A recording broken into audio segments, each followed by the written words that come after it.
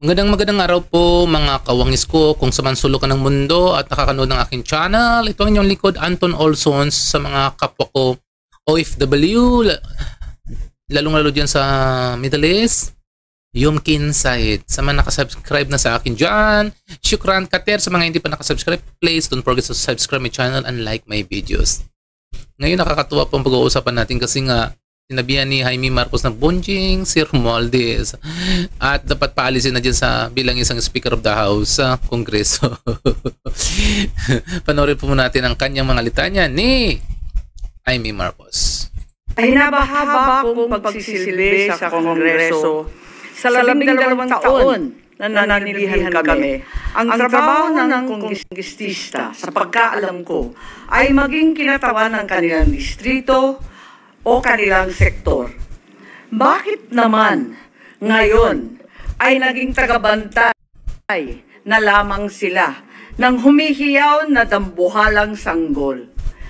Ginawa ng bonjing na armas ang impeachment. Ang dating para sana sa kaayusan ng sistema, ginagawang pampagulo, panakot at sandata laban sa mga kinaiinggitan, kinai-insecurean ng mga lulong sa kapangyarihan. Galangin naman natin ang Korte Suprema. Huwag tayong umastang Supreme Court.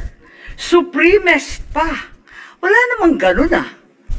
Sa mga kapatid kong senador, paano tayo magiging dakilang mambabatas kung tayo mismo ay hindi susunod sa batas? Ang boses ng Korte Suprema ay boses ng konstitusyon. At kung sino man ang sasapaw sa boses na ito ay isa lang ang tono, ambisyon. Kaya naman, mag-move on na tayo. Magtrabaho at huwag konsintihin ang isang spoiled na bonjing. Huwag nang busugin ng pabor. Huwag nang pumayag dahil may pabuya. Huwag tayo magpalaki ng buhaya, baby pa nga ang tawag, lulong na. Sa mga mahal kong kongresista, may suggestion po ako. Ito suggestion lang naman, ano? Huwag niyong masamain. Kesa inaatupag ninyong palitan ang pinili ng taong bayan, binoto at minahal. Bakit di nyo na lang palitan ang tao?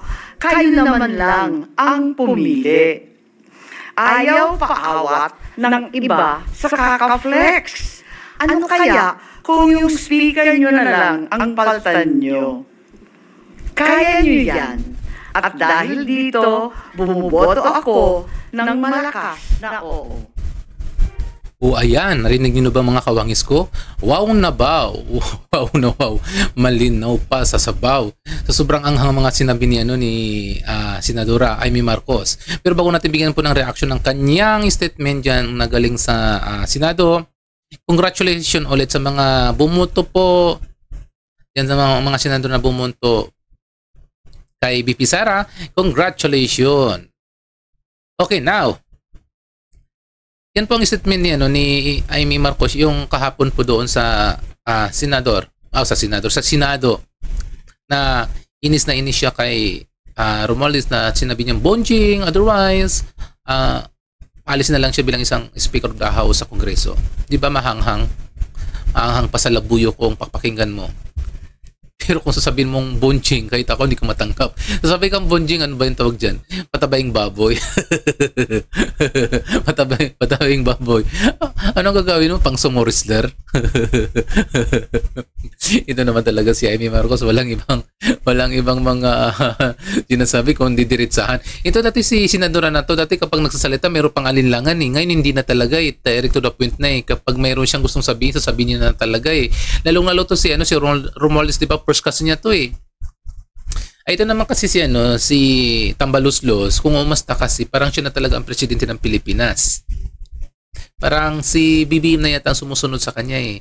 Kasi kung matatandaan yung mga kawangis ko, simula po na umupo bilang isang Speaker of the House si Romualdez, nagiging magulo na yung Pilipinas. Nagiging magulo na. Una yung ginawa nila, di ba, nagpapirma silang People Initiative. Tatandaan nyo ba yun? Pangalawa, namamigay naman sila ng tupad, AX, na wala pang nagagawang roles yung Kongreso. Di ba? Yun po ang kanilang ginagawa. Hindi sila gumagawa kung ano ang ikakaganda ng ekonomiya. Magbigay sila ng trabaho sa mga tao, yun po ang importante. Ngayon,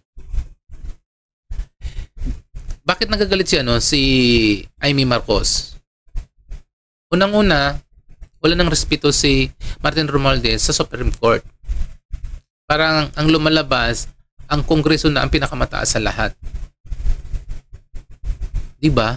Sila nang lumalabas ng pinakamataas na sa Pilipinas ang Kongreso. Dapat kasi respeto nila na tanggapin na nila na depektibo ang kanilang pinail na impeachment kay BP Sara.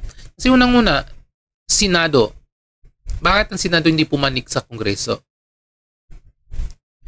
Ba't pumanik siya kay BP Sara? Yung Korte Suprema mas lalo. Anonymous. Ibig sabihin lahat talagang hindi pumanik sa Kongreso. Pinapalabas pa nila na immediately executory. Diba? Yang nilabas mo na deklarasyon ng Korte Suprema. Pero ayaw pa rin sundin ng mga taga-Kongreso. Ang dami diyang nagngangaw-ngaw ba? Tapos, unang-una, ang daming mga congressman na sunod-sunuran kay Tambi dahil siguro sa budget na binibigay sa kanilang mga lalawigan. Malapit na yung eleksyon or matagal ang eleksyon, dapat gumawa kayo ng kakaunlad ng Pilipinas. Baka mamaya, kapag dumating na ng eleksyon sa 2028, kung sino mang malakas, doon naman kayo lalapit. Kasi lahat naman yun ang mga kasama ni Romualdez, dati kay Duterte rin yan eh. Kung sabagay, ganyan naman talaga yung politika. Walang permanenteng kaibigan, pero po hindi nakakatuwa. Hindi nakakatuwa. Pinsang buo mo, binabakbakan ka. Diba? Saka nakakita na pinsang buo, hindi kayo magkaano, hindi kayo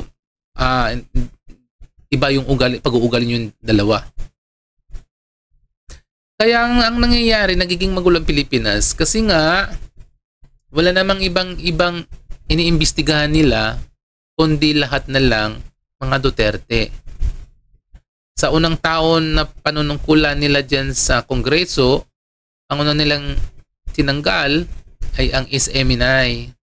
Di ba natatandaan nyo yung mga kawangis? Sa pangalawa, pinakulong nila si Kibuloy. Pangapat, pinakidnap nila si Tatay Duterte papuntang Daheg. Kung titignan nyo, may pattern. May pattern. Diba? Ngayon, parang itutuloy naman nila yata yung Quadcom. Sino naman kaya ang iimbitahan nila? Yung mga sikat na mga vlogger? Or yung mga hindi sumusunod sa kanilang kagustuhan ng Kongreso? Tapos kapag hindi sumunod, ikukulong nila. Ganon ginagawa nila eh. Tapos papalabisin nila sila ang tama.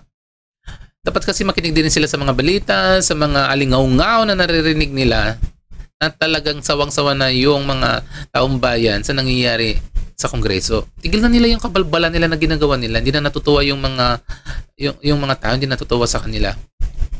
Dapat ang pagtuunan nila ng pansin kung paano ikakalat nila ng 20 pesos na kilo ng bigas sa buong Pilipinas. Kasi hanggang ngayon, hindi pa nakakarating to yung 20 pesos na kilo dito sa lalawigan namin. O bakit hindi nila pagbigyan ng pansin? Pababayin nila mga bilihin. Ipakita nila na nagtatrabaho sila. Hindi yung tinatrabaho nila yung mga kaaliado ng mga Duterte kung paano nila pabagsakin. Diba? Yun ang kanilang punterya. And layo pa ng layo pa ng eleksyon. 2028 pa, 2025 pa lang ngayon. Kaya di ba sinabi ni Ruben Padilla, itigil na yan. Magtrabaho na lang kayong lahat. Siguro mas maganda yun. Kasi nga, kung ang gagawin nyo na lang, lagyan na lang politika at pabagsakin ng mga Duterte kasi yun ang pinakamahirap na kalaban sa susunod na eleksyon, wala talagang mangyayaring pagbabago sa Pilipinas kung nalagyan Duterte ang sa isip nyo. Lalong-lalo pa ngayong mga kongresista talagang kung saang may amoy, sunod-sunuran sila. Para silang bangaw. Kaya anyway mga kawangis ko dyan, sa mga hindi pa din nakasubscribe sa akin, please subscribe my channel. So sa ngayon, bye-bye muna tayo and thank you.